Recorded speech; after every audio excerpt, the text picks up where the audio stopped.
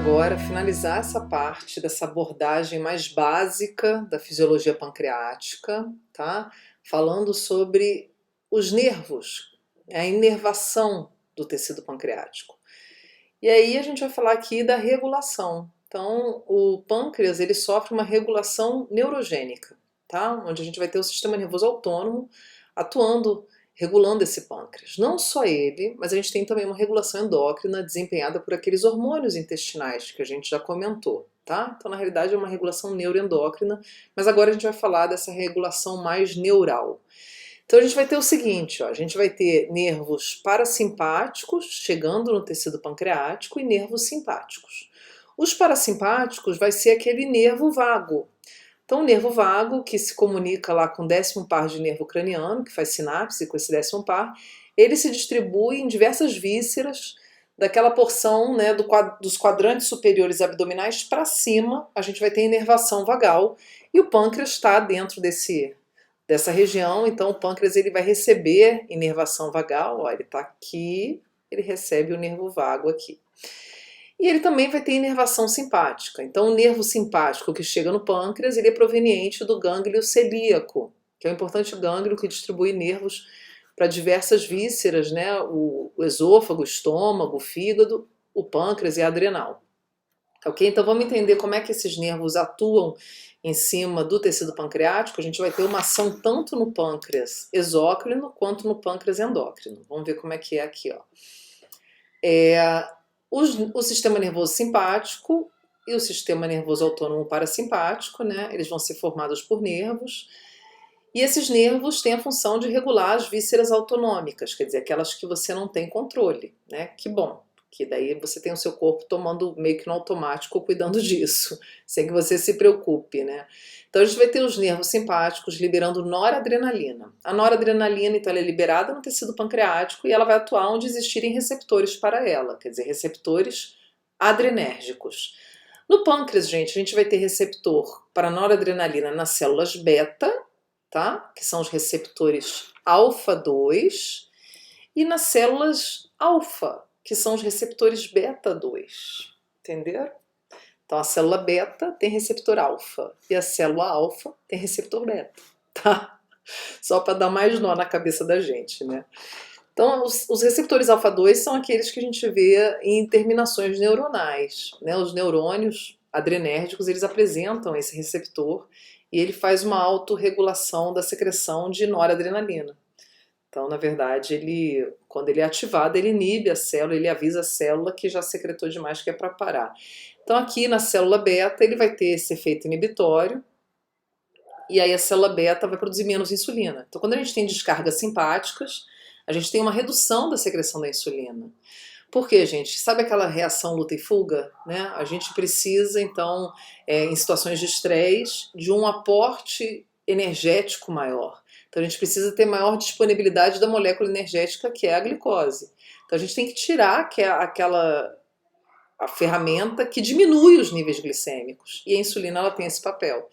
Então nessas situações você tem em descarga simpática, você tem redução dos níveis de insulina. Tanto é que muita gente, né, indivíduos diabéticos, se eles se estressam, eles apresentam quadros de hiperglicemia, né, porque eles reduzem ainda mais a produção da insulina em situações de estresse por conta dessa atividade maior de nervo simpático, tá? Em cima da célula beta.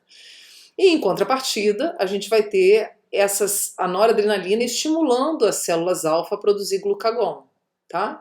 Então por isso que ela produz uma hiperglicemia, né?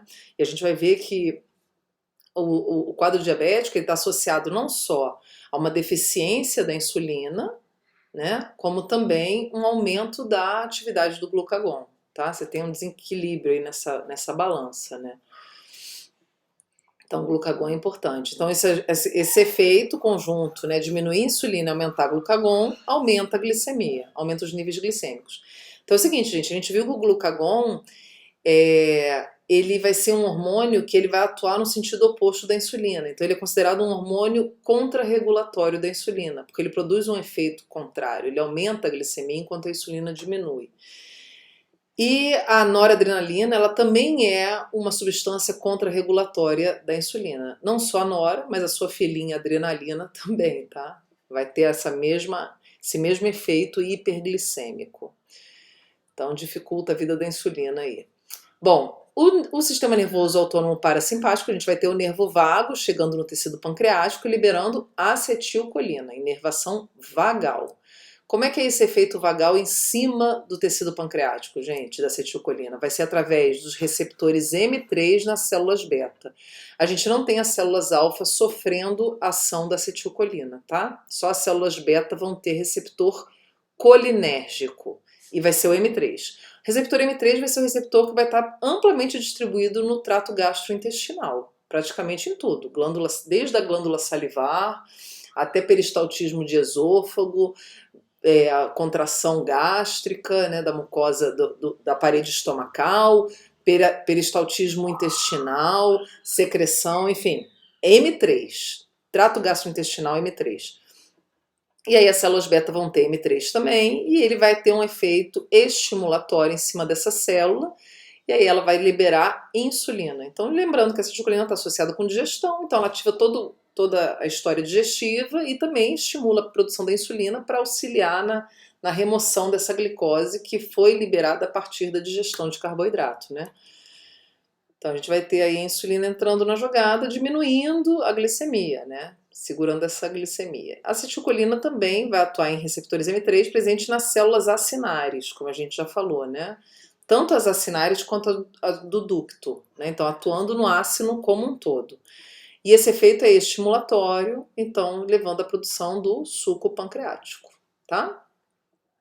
Bom, então a gente vai ter homeostasia glicêmica. Então aqui só um bisuzinho de homeostasia glicêmica, depois a gente vai explorar mais isso, do ponto de vista de reações metabólicas, aqui uma visão geral. Então insulina e glucagon estão em pontos, né, opostos da balança, aonde elas vão entrar em ação em momentos diferentes. Então, depois que a gente se alimenta, a gente tende a ter aumento dos níveis glicêmicos por conta da absorção do açúcar ingerido presente nos alimentos, né? Então, carboidratos e açúcar propriamente dito, que é carboidrato, a gente vai ter isso sendo digerido e absorvido, atingindo a circulação sanguínea e a glicose subindo.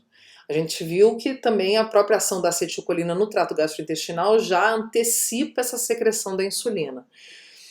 E aí, então, isso vai levar essa balança a pesar mais desse lado, quer dizer, mais insulina sendo liberada, e aí a gente vai ter a insulina trabalhando, reduzindo os níveis glicêmicos. Então, é um mecanismo de feedback negativo, tá, gente? No jejum, quando a gente está sem comer, a glicemia tende a diminuir, porque nossas células vão consumindo essa glicose, né, para poder se manterem vivas e fazendo as suas funções. E aí, então, a gente vai ter o glucagon sendo estimulado. Então, quando a glicemia cai, a célula alfa libera glucagon. Para o glucagon fazer o quê? Atuar principalmente nos reservatórios de glicose, lá no fígado, né, estimulando a quebra, a liberação dessa glicose estocada através de um processo que a gente chama de glicogenólise. A gente vai falar disso mais, tá? E aí depois estimulando uma outra reação, que é a gliconeogênese, que é a neossíntese de glicose a partir de aminoácidos, de lactato, de ácido graxo, né? A gente vai falar disso. E aí o glucagon, então, ele vai atuar aumentando a glicemia, tá, gente? Então a gente tem os dois hormônios com efeitos antagônicos no que se refere à homeostasia glicêmica e eles atuando, quer dizer, aparecendo na história em momentos opostos, né, com relação a estado alimentado e estado jejum, e assim a gente mantém os níveis glicêmicos equilibrados. Quando tende a subir a glicose, a gente libera a insulina diminui essa glicemia. Quando essa glicemia tende a diminuir demais, a gente libera o glucagon, que tende a elevar. E a ideia é manter essa balança equilibrada, nem pender muito para um lado nem para o outro, né? A gente tem um equilíbrio, por isso que é a homeostasia. Tá ok, gente? Então aqui só uma pequena introdução dessa parte que a gente vai explorar mais. A gente vai falar mais de metabolismo, né? Se preparem, das reações metabólicas, que é onde a insulina e o glucagon vão atuar diretamente. Belezinha?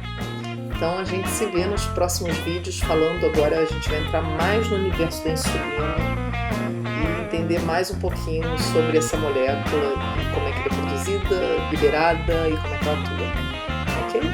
Então a gente se vê.